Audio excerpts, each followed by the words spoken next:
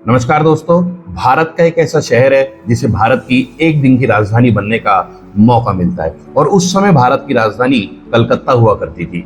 मैं बात कर रहा हूं ईस्ट इंडिया कंपनी के शासनकाल के दौरान की। और एक दिन की राजधानी ना तो दिल्ली को चुना गया, ना ही मद्रास को चुना गया, ना ही मुंबई को चुना गया। तो आज हम बात करेंगे भारत की एक दिन की राजधानी के बारे में, उसका इतिहास क्या था और क्यों उसको एक दिन की राजधानी के रूप में चुना गया। अगर हम तथ्य की बात करते हैं, फैक्ट की बात करते हैं, तो 1 नवंबर 1858 को इलाहाबाद को भारत की एक दिन की राजधानी बनने का मौका मिलता है। फिर से दोहरा रहा हूं, 1 नवंबर 1858 को इलाहाबाद को भारत की एक दिन की राजधानी बनने का मौका मिलता है। और इलाहाबाद को क्यों एक दिन की राजधानी के रूप में चुना गया, अगर इसको जानने के लिए हमको इतिहास के पन्नों में थोड़ा पीछे की ओर जाना पड़ेगा और हम आएंगे 1757 की प्लासी के युद्ध में। जिस प्लासी के युद्ध के अंदर बंगाल के नवाब सिराजुद्दौला को ईस्ट इंडिया कंपनी के सेनानायक रॉबर्ट क्लाइव ने पराजित किया। इसके पश्चात आप देखते हैं 1764 के अंदर बक्सर का युद्ध होता है और यह बक्सर का युद्ध एक ईस्ट इंडिया कंपनी की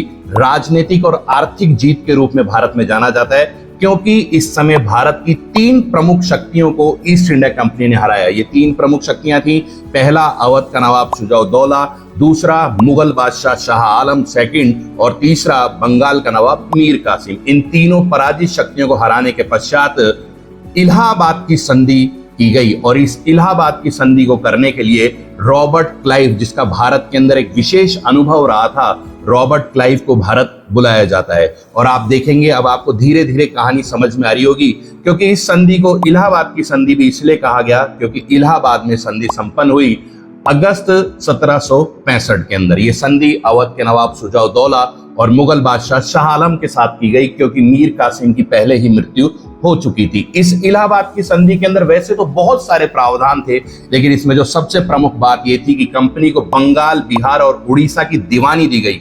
अर्थात अब East India Company Bengal, Bihar, Orissa से टैक्स वसूल सकती है, रेवेन्यू वसूल सकती। इस संधि के साथ ही भारत के अंदर ईस्ट इंडिया कंपनी का राजनीतिक और आर्थिक सफर भारत के अंदर शुरू होता है। और इलाहाबाद ही वो शहर था जहां से ईस्ट इंडिया कंपनी के साम्राज्य की भारत में शुरुआत होती है। और 1857 की क्रांति के पश्चात जब 1 नवंबर 1858 को विक्टोरिया घोषणा पत्र पढ़ा जाता है और भारत में ईस्ट इंडिया कंपनी के शासन की समाप्ति की घोषणा होती है, तो पुनः शहर इलाहाबाद को ही चुना जाता है।